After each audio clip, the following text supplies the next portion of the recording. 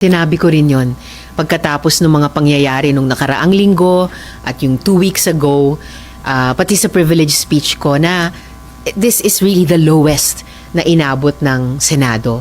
Never, kahit nung martial law dictatorship, kahit nung mga coup attempts, never na nag-bulletproof vest, nag-armas ng long arms, nagkasa at nagpaputok ng arms na iyon sa loob nitong Senado. Kaya talagang parang nabastos yung dignidad ng institusyon at ng mamamayan. Kasi nga, itong Senado ay hindi naman amin.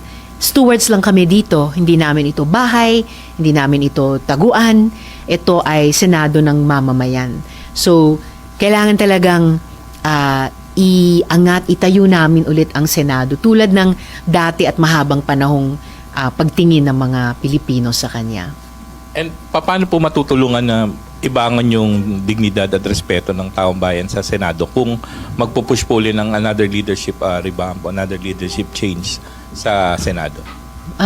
Kung manatili man ang kasalukuyang liderato, kung mapalitan man ang kasalukuyang liderato, tingin ko hindi yan contradictory kung sakali sa paggawa ng tungkulin ng Senado. Dahil alinmang liderato, yung kasalukuyan, o kung may bago, tulad ng mga nakaraan, pareho ang tungkulin.